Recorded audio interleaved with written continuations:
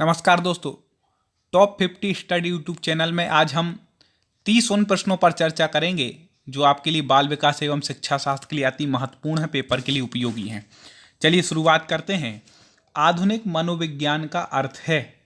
आधुनिक मनोविज्ञान का अर्थ क्या है? तो आपको बता दें कि आधुनिक मनोविज्ञान का अर्थ होता है व्यवहार का अध्ययन। क्या होता है? व्यवहार का अध्ययन या व्यवहार का मनोविज्ञान। आधुनिक मनोविज्ञान को क्या कहते हैं? व्यवहार का अध्ययन। आप याद रख लेना बिल्कुल। आधुनिक मनोविज्ञान का अर्थ व्यवहार का अध्ययन। अगला देखें, बुद्धि लब्धि मापन के जन्मदाता हैं। बुद्धि लब्धि जो मापन के जन्मदाता माने जाते हैं वो कौन है? टर्मेन जी। टर्मेन आप बिल्कुल याद रख लेना टर्मेन जी को, क्योंकि बुद्धि लब्धि संबंधित उन्होंने अनेक प्रकार की बातें, अभी कई क्वेश्चन आएंगे जो बुद्धि लब्धि संबंधित होंगे उनके मतलब और क्या बोलते हैं उसके उत्तर में टर्मेन आएगा, लेकिन सब में नहीं आएगा, और भी हैं चर्चाओं में, आपको पता चल जाएगा। तो बुद्धि लब्धि मापन के जन्मदाता कौन में है? वो तो टर्मेन ही है। चलिए अगला देखें। 30 प्रश्न बड़े महत्वपूर्ण हैं। शिक्षा मनोविज्ञान की उत्पत्ति का वर्ष कौन सा माना जाता है? शिक्षा मनोविज्ञान की उत्पत्ति का वर्ष तो एक क्या है? 1900। अब आपको याद रखना है, समझ लो शिक्षा मनोविज्ञान की उत्पत्ति 19वीं शताब्दी प्रारंभ, तो क्या आ गया? 1900। आपको 1900 सन याद रखना है, ठीक है, शिक्षा मनोविज्ञान की उत्पत्ति का वर्ष। अगला देखें, पियाजे की औपचारिक संक्रियात्मक अवस्था बालक की किस आयु अवधि तक मानी जाती है? पियाजे ने जो 4 अवस्थाएं बताई ना, उसमें औपचारिक संक्रियात्मक अवस्था बालक की किस आयु तक मानी गई है? तो 11 से लेकर के 15 तक, 11 वर्ष से 15 वर्ष तक औपचारिक संक्रियात्मक अवस्था है। अगला देखें, जड़ बुद्धि वाले बालक का आईक्यू को बोलते हैं बुद्धि लब्धि कितनी होती है? तो आपको बता दें दोस्तों, उससे पहले मैं बता दूं, सब्सक्राइब जरूर कर लें हमारे चैनल को। प्रतिदिन आपको पर्यावरण हो गया, हिंदी हो गया, या फिर बाल विकास शिक्षा शास्त्र में विशेष प्रश्न जो बिल्कुल महत्वपूर्ण है, पूछे गए हैं पिछले पेपरों में, तो वो आपको बताएंगे, इसलिए सब्सक्राइब कर लें, बेल आइकन को दबा लें। चलिए, तो आपको बता दें कि 71 से कम जड़ बुद्धि वाले वाला का IQ कितना है? 71 से कम क्यों है? क्योंकि आपको बता दें, जड़ बुद्धि मतलब होता है मूर्ख, जिनकी बुद्धि जड़ है, तो 71 से कम उनकी मतलब बुद्धि लब्धि होती है। अगला देखें, गर्भ में बालक को विकसित होने में कितने दिन लगते हैं? टोटल कितने दिन लगते हैं गर्भ में बालक को विकसित होने में? तो उसका उत्तर हो जाएगा 280 बी। ठीक है, 280 हो जाएगा, लगभग 9 महीने 10 दिन का आप मान के चलें, तो 280 दिन आपको याद रखना है। गर्भ में बालक को विकसित होने में इतना टाइम लगता है। नवजात शिशु का भार कितना होता है? पिछले पेपरों में कई बार पूछा जा चुका है, आपको याद होना चाहिए कि नवजात शिशु का भार 8 पाउंड का होता है। सब्सक्राइब करके बेल आइकन दबा लीजिएगा, अगला वीडियो आपका जानकारी लग जाएगी। ठीक है, अगला देखें, बुद्धि के बहुकारक सिद्धांत के प्रतिपादक हैं। बुद्धि का बहुकारक सिद्धांत पर अभी अपन ने बुद्धि लब्धि के जन्मदाता किसको पढ़ा था? टर्मेन को। तो बुद्धि के बहुकारक सिद्धांत के प्रतिपादक भी कौन है? टर्मेन। ये ऐसे ही हम आपको रिलेट करके बताते जाएंगे जिससे आपको याद रहे। तो बुद्धि का जो बहुकारक सिद्धांत है उसके प्रतिपादक कौन है? टर्मेन जी। और बुद्धि के जन्मदाता भी कौन है? टर्मेन जी। बिल्कुल आप ऐसे ही याद रखिए। उपनयन संस्कार किस शिक्षा काल में किया जाता था? कौन सा वो शिक्षा काल था जब उपनयन संस्कार होते हैं? सबको पता होगा, वैदिक काल। ठीक है, प्राचीन समय में वैदिक काल में उपनयन संस्कार होता था। अगला देखें, बच्चों को सीखने की प्रक्रिया में माता पिता खाली स्थान भूमिका निभानी चाहिए। ऐसे क्वेश्चन भी पूछे जाते हैं 3-4। तो जो बच्चों को सीखने में माता को कैसी, नकारात्मक तो बिल्कुल गलत हो जाएगा, सहानुभूतिपूर्ण भी निकलेगा, तटस्थ भी नहीं। तटस्थ तो ये होता है कि ना अच्छी ना बुरी, तो इसमें क्या लिखे है? अग्रोन्मुखी, मतलब आगे बढ़ करके बच्चों को सीखने में माता पिता को सहयोगी होना चाहिए। तो कौन सी भूमिका निभानी है?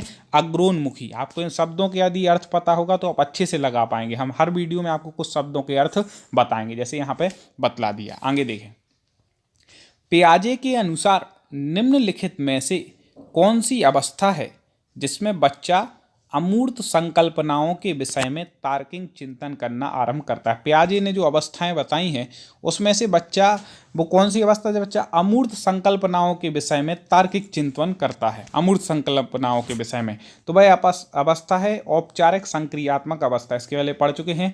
11 वर्ष से ऊपर होती, 11 से 15 वर्ष के लगभग होती है औपचारिक संक्रियात्मक अवस्था। कौन सी अवस्था किसने बताई है? पियाजे जी ने ये बताई है। अगला देखें, बच्चों में बौद्धिक विकास की 4 विशिष्ट अवस्थाओं की पहचान की गई है।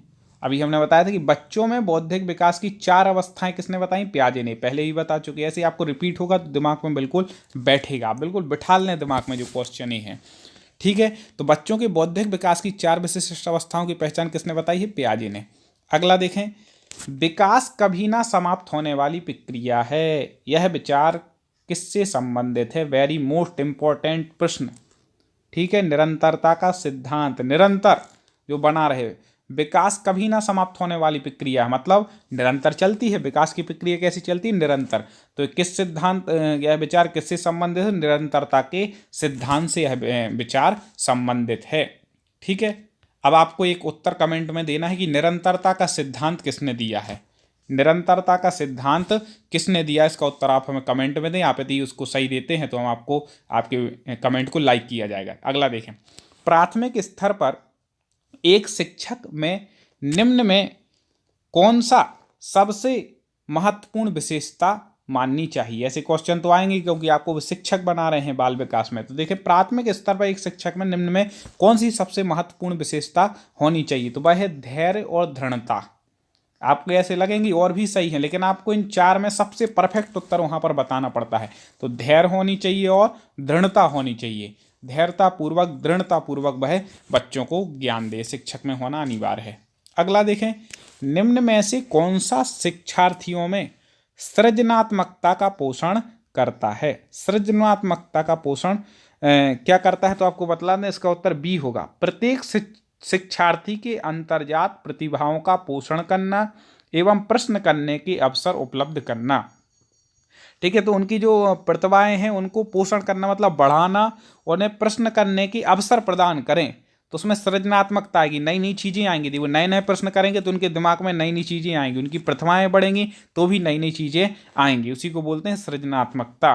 तो ठीक है, इसका उत्तर क्या हो जाएगा, बी बिल्कुल इसका सही उत्तर हो जाएगा। अगला देखें, वह अवस्था जब बच्चा तार्किक रूप से वस्तुओं व घटनाओं के विषय में चिंतन कर, तार्किक रूप से करता है, सही है, नहीं है, क्यों है, कैसा है, तो वह कौन सी अवस्था है, तो वह है मूर्त संक्रियात्मक अवस्था। कौन सी अवस्था है, मूर्त संक्रियात्मक अवस्था वह है जब बच्चा तार्किक रूप से वस्तुओं घटनाओं के विषय में चिंतन करता है।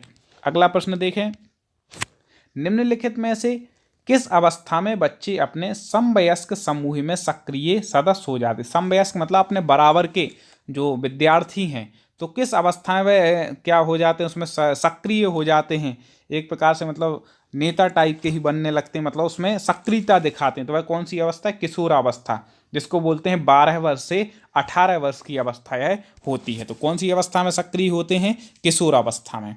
चलिए अगला देखें, जब बाल विकास की अलग से हम क्लासें पढ़ाएंगे तो सारी अवस्थाओं के बारे में थ्योरी के माध्यम से आपको क्लासें लाएंगे, इसलिए मैं बोल रहा हूँ कि सब्सक्राइब कर लें, बेल आइकन को दबा दें, जिससे आपकी एक भी क्लास ना छूटे। देखें, बच्चों के संज्ञानात्मक विकास को सबसे अच्छे तरीके से कहाँ परिभाषित किया जाता है, बच्चों का जो संज्ञानात्मक विकास है उसको अच्छे तरीके से कहाँ पर परिभाषित किया जाता है, तो वह किया जाता है विद्यालय एवं कक्षा में।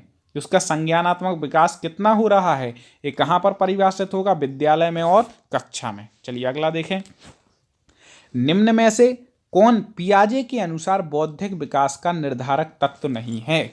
ऐसे क्वेश्चनों से क्या 3 आपको पता चल जाते कौन है कौन नहीं, तो आपको बतलाना कौन नहीं है, सामाजिक संचरण पियाजे के अनुसार इसमें से बौद्धिक तत्व नहीं है, तो है कौन कौन सा, अनुभव और संतुलीकरण पियाजे के अनुसार बौद्धिक विकास का निर्धारित तत्व है। अगला देखें दोस्तों, आपको वीडियो कैसा लगा रहा, लाइक करके हमें ज़रूर बताएं कि आपको कैसा लग रहा है। बालकों की सोच अमूर्तता की अपेक्षा मूर्त अनुभवों व प्रत्ययों से होती है, यह अवस्था है। बालकों की जो सोच है वह अमूर्तता की अपेक्षा, अमूर्तता मतलब जो मूर्त नहीं, कुछ दिखाई नहीं दे रहा है, ठीक है। मूर्त अनुभव मतलब जो हमें मूर्त हैं, दिखाई देने वाले हैं, तो अनुभवों एवं प्रत्ययों से होती है। अवस्था कौन सी है, तो ये 7 से 12 वर्ष की अवस्था है, जहाँ पर मूर्त अनुभवों एवं प्रत्ययों से क्या होती है, उसकी सोच की सोच क्या होती है, विकसित होती है। अमूर्तता की अपेक्षा मूर्त अनुभवों एवं प्रत्ययों से होती है, ठीक है। 7 से 12 वर्ष की वह अवस्था हो जाएगी। अगला देखें, विकास के संदर्भ में निम्न में से कौन सा कथन सत्य नहीं है, विकास के संबंध में, तो आपको बता दें ये वाला नहीं है, विकास उकसावा या बढ़ावा देने से नहीं होता। नहीं, ये विकास उत्साह बढ़ा देने से भी होता है, तभी तो व्यक्ति आगे बढ़ेगा, जिसको बढ़ावा देंगे, किसी काम में उकसाएंगे ऐसा करो।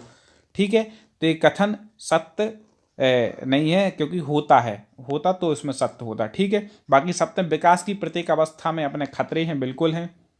विकास सांस्कृतिक परिवर्तनों से प्रभावित होता है, हाँ जी। विकास की प्रत्येक अवस्था की अपनी विशेषताएं, बिल्कुल सही बातें हैं। ठीक है, चलिए अगला देखें।